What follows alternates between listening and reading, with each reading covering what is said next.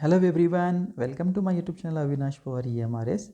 Today we are going to study class 12th English subject Flamingo, topic second Lost Spring. About author Anis जंग यांनी हे लिहिलेले story आहे. हे Indian author आहेत, journalist आहेत, columnist आहेत, यांनी न्यूजपेपरसाठी आणि इंडियाच्या आणि परदेशामध्ये लिखाण केलेलं आहे. रूरकेला इथं त्यांचा जन्म झालेला आहे. ओस्मानिया युनिव्हर्सिटीमध्ये एज्युकेशन घेतलेलं आहे. Her most notable work unveiling India हा कशाविषयी आहे? It depict Muslim women behind the पडदा. मुस्लिम स्त्रियांविषयी आहे, जे त्यांचा जो पडदा सिस्टीम आहे त्याबद्दल त्यांची जी काही कथा आहे मुस्लिम स्त्रियांची, त्यामध्ये वर्णन केलेलं आहे. Lost Spring talk about the children bing force to a life of poverty and exploitation. Lost Spring हा एक मुलांविषयी ही स्टोरी आहे, ज्यांना आपल्या जीवनामध्ये काम करावं लागत आहे. आणि काम कशामुळे करावं लागत आहे? पॉवर्टी, गरिबीमुळे करावं लागत आहे. एक्सप्लॉयटेशन, त्यांची पिळवणूक होत आहे, म्हणून सगळं हे करावं लागत आहे. तर theme what's up with the title. हे टायटल काय सांगतं?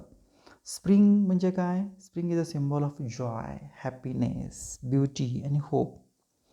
आणि मग हे कोण आहे स्प्रिंग? तर चाइल्डहूड आहे. Childhood can be called the spring of man life. माणसाच्या जीवनातलं बालपण हे काय म्हणूया आपण? एक स्प्रिंग असतं, वसंत ऋतूसारखं असतं. खूप सारा आनंद, सौंदर्य, आशा, खूप आपण एन्जॉयमेंट करतो बालपणाचे कारण. So the title is a metaphor used for the loss of childhood of the million of child labours in India. आता हे चाइल्डहूडच आपण हरवलेलं आहे, गमावलेलं आहे. का? कारण की खूप सारं आपल्याला चाइल्ड लेबर हे करावं लागत आहे. लहान मुलं जे आहेत ते काम करावं लागत असल्यामुळे, गरिबीमुळं आपण म्हणूया, किंवा त्यांची पिळवणूक होत आहे. The title has a tinge of irony. Children are the source of joy and happiness, but ironically, millions of children like Sahib and Mukesh experience no spring in their lives, for their childhood is consumed in making a living. Though the poverty of Mukesh and Sahib, we come to know about their stolen childhood. आता हे जे एक title जे आहे या स्टोरीचं, lost childhood, ही एक आयरनी आहे. आयरनी म्हणजे काय? जसे शब्द असतात त्याच्या बिलकुल विरुद्ध त्याचा अर्थ हा निघालेला आहे. तर इथे चाइल्डहूड म्हणजे आनंद असतो, आणि तोच आपण आनंद केवळ काम करण्यामुळे, पोट भागवण्यासाठी, पोटाची भूक भागवण्यासाठी लहानपणी बालमजुरी करावी लागते, आणि मग हे बालपण हरवलं जातं. याविषयीची स्टोरी ही आहे. चला तर पाहूया आपण. The Lost Spring summary describes the terrible condition of poor children. The children are those who didn't get to enjoy childhood because of the prevailing socio-economical condition in this world.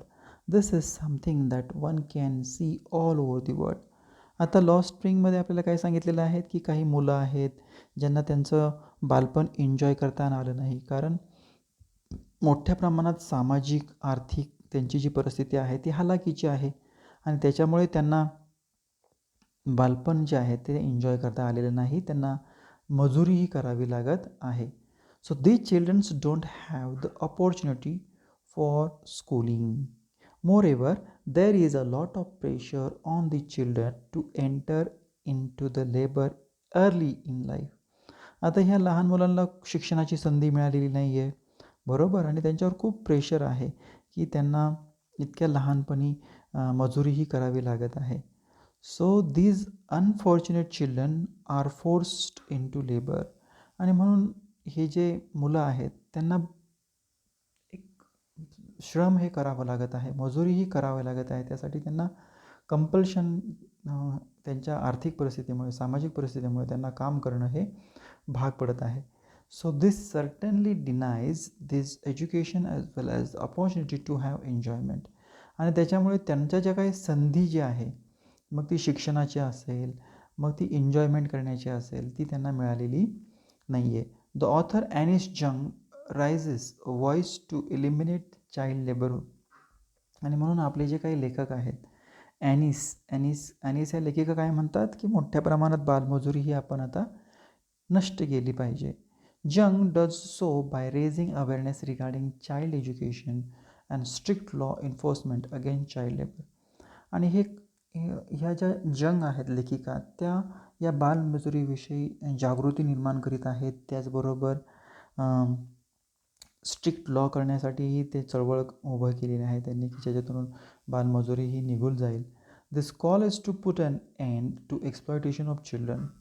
This way the children will able to enjoy the day of the spring and have fun.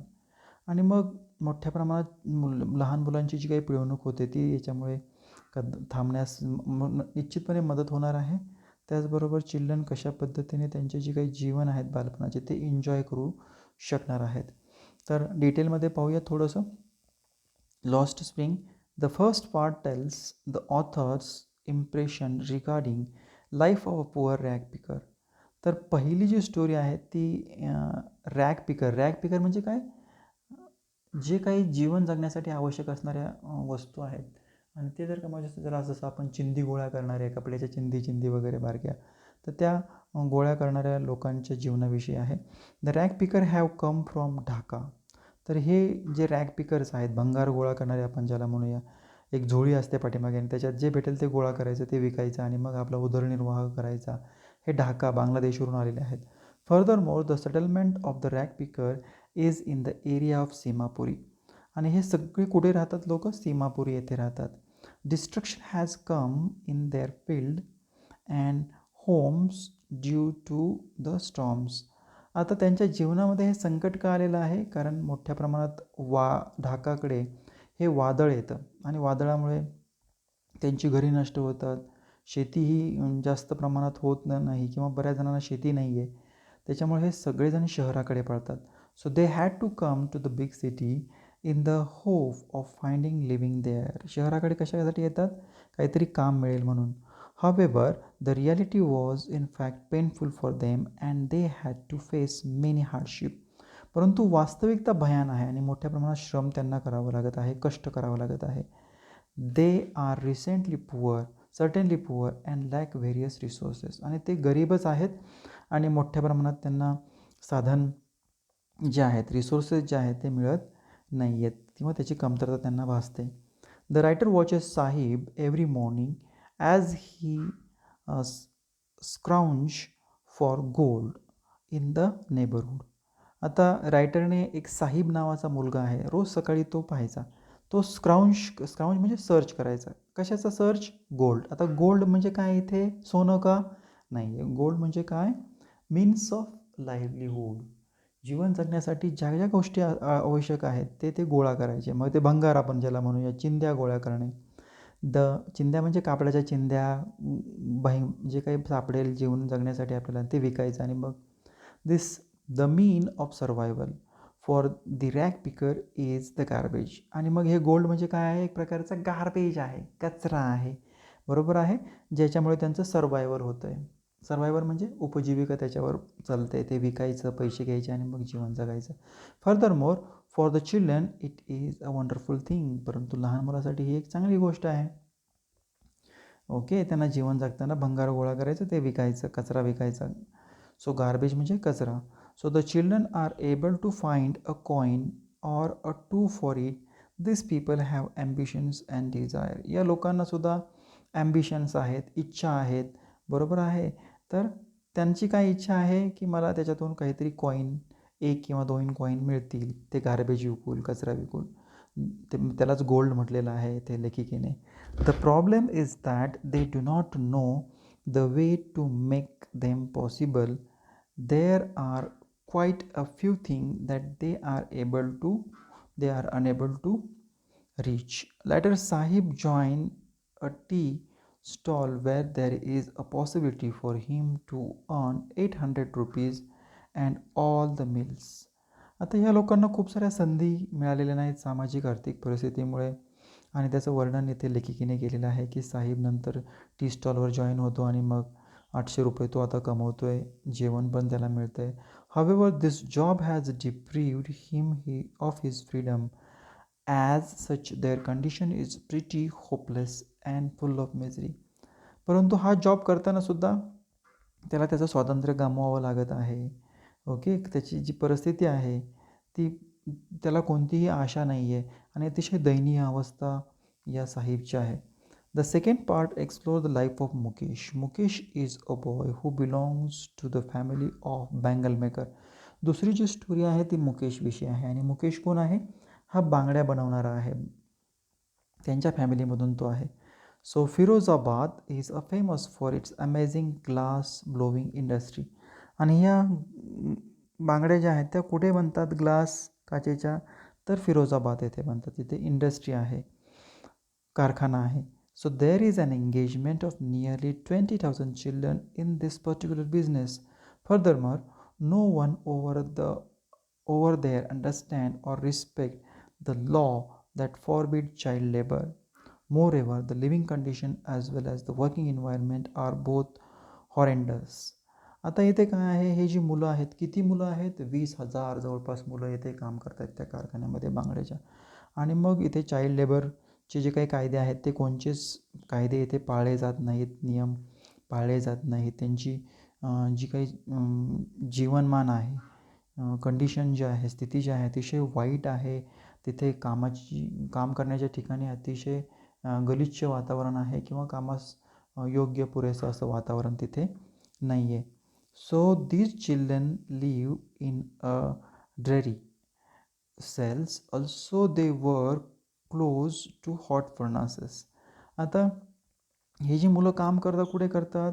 ज्या ठिकाणी जे आपल्याला comfortable नाही आहे अशा ठिकाणी त्या खोल्या आहेत आणि तिथे मोठ्या प्रमाणात फर्नासेस म्हणजे काय? जी भट्टीवर ते काच तयार केली जाते, त्याचा शेप तयार केला जाते, तिथे भट्टी आहे. So this is certainly very dangerous as it makes this children blind when they enter adulthood. ज्यावेळेस ते प्रौढ होतील त्यावेळेस ते आंधळे होणार आहेत, कारण आगीच्या भट्टीपुढे सतत काम केल्यामुळे डोळ्यांवरती निश्चितपणे परिणाम होणार आहे. So furthermore the children have to deal with the pressure of debt. Moreover, they are able to think of a solution to solve this problem. There is no way for these children to come out of this trap.